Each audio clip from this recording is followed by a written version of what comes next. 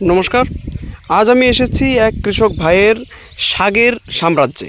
দেখতে পাচ্ছেন যে এখানে কিন্তু তিনি প্রচুর পরিমাণে আলাদা আলাদা ভ্যারাইটির শাক লাগিয়েছেন। এখানে দেখতে পাবেন যে এখানে কিন্তু তিনি ধনিয়া লাগিয়েছেন এবং এই ধনের যে চেহারা সেটা কিন্তু অতি চমৎকার চেহারা। ওই সাইডটাতে দেখতে পাবেন যে তিনি কিন্তু মূলো শাক লাগিয়েছিলেন এবং এই সাইডে দেখতে পাবেন যে আপনারা বিভিন্ন ভ্যারাইটির লাল শাক তিনি লাগিয়েছেন, অর্থাৎ ডাঁটা শাক লাগিয়েছেন।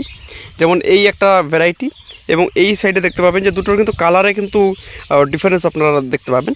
এবং এই সাইডটাতে যদি আমি আপনাদেরকে দেখাই যে এখানে কিন্তু তিনি পাট শাক চাষ করেছেন এবং এই পাট শাকের কিন্তু চেহারা কিন্তু চমৎকার চেহারা এবং কিছুদিনের মধ্যেই আমরা আশা করব যে তিনি বাজারজাত করতে পারবেন।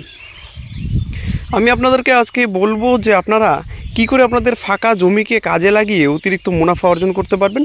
যেমনটা দেখতে পাচ্ছেন যে এখানে কিন্তু মাচা করা হয়েছে। এখানে কিন্তু আমাদের এই কৃষক ভাই তিনি কিন্তু করলা লাগিয়েছেন। এই দেখতে পাচ্ছেন যে আমি আপনাদেরকে দেখাচ্ছি।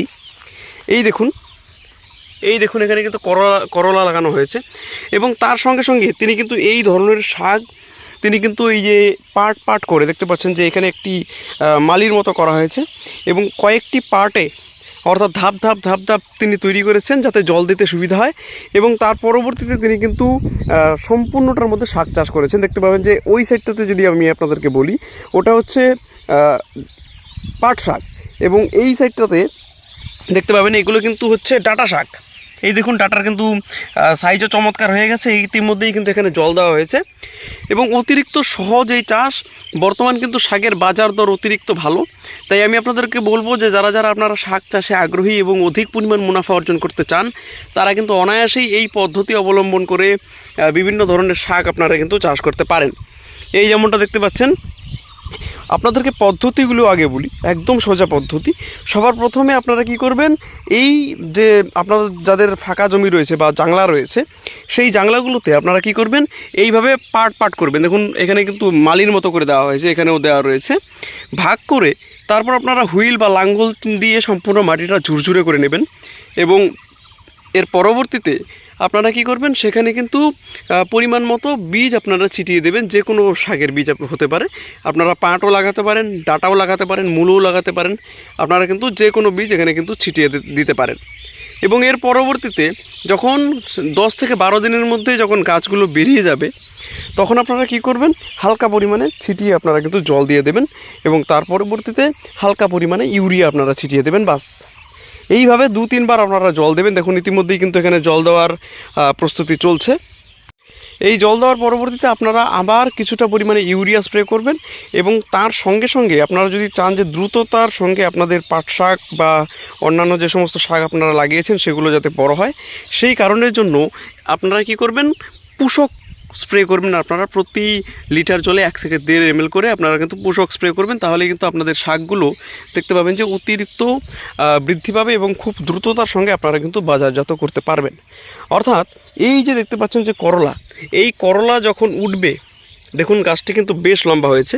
এই করলা উঠতে কিন্তু তিনি কিন্তু শাক সম্পূর্ণ বিক্রি করে ফেলবেন এবং এগুলো কিন্তু অতি সহজেই তিনি চাষ করেছেন এবং অতি সহজ পদ্ধতিতে কম খরচে। অর্থাৎ এই মাচার যে খরচ সেটা কিন্তু তিনি শাক বিক্রি করেই প্রায় উঠিয়ে ফেলবেন। তাই আপনারা অবশ্যই এই সমস্ত পদ্ধতিগুলো ব্যবহার করুন যাতে আপনাদের একই জমিতে মাল্টিপল আপনারা চাষ করতে পারেন। দেখতে পাচ্ছেন যে অতিরিক্ত ঘন এখানে ফেলানো হয়েছে বীজ এবং অতিরিক্ত চমৎকার কিন্তু চেহারা। এই দেখুন পাতার কালারগুলো অতি চমৎকার চেহারা হয়েছে এখানে। এই শাকগুলো কিন্তু তিনি আশা করব যে 20 থেকে 30 হাজার টাকা তিনি কিন্তু এখানে শাক বিক্রি করবেন অনায়াসেই। এবারে যদি আমি দামের কথা বলি তাহলে এই দেখতে পাচ্ছেন যে এই ডাঁটা শাক বিক্রি হচ্ছে কিন্তু 5 টাকা থেকে 60 টাকা আটি এবং এই যে দেখতে পাচ্ছেন এখানে এই পাট শাক কিন্তু অতিরিক্ত বাজার দর ভালো, 14 থেকে 15 টাকা, 12 টাকা, 13 টাকা এরকম কিন্তু আটি এখানে কিন্তু বিক্রি হচ্ছে। তাই আপনারা দেখতে পাচ্ছেন যে মুনাফা কিন্তু অতিরিক্ত এবং খরচ কিন্তু অতিরিক্ত কম। তাই আমি আপনাদেরকে বলবো যে যাদের ফাঁকা জমি রয়েছে এবং যারা অন্যান্য চাষ করেছেন তবে কিছুটা সময় ফাঁকা পাবেন, সেই সময়গুলোতে আপনারা কিন্তু এই ধরনের শাকগুলো চাষ করতে পারেন। তাহলে কিন্তু আপনাদের অধিক পরিমাণ মুনাফা হবে। তাই আমি আপনাদেরকে অনুরোধ করব যে অবশ্যই আপনারা এই চাষগুলো করুন। তাহলে কিন্তু আপনারা আপনাদের অতিরিক্ত যে খরচ সেগুলো কিন্তু উঠিয়ে নিতে পারবেন। তাই কেমন লাগলো আজকের এই ভিডিও অবশ্যই আমাকে কমেন্ট বক্সে জানাবেন, এবং এই ধরনের আইডিয়াগুলো আপনাদের কেমন লাগে সেটাও আমাকে জানাবেন। আজকের ভিডিও এখানেই শেষ করব। সবাই ভালো থাকবেন, ধন্যবাদ।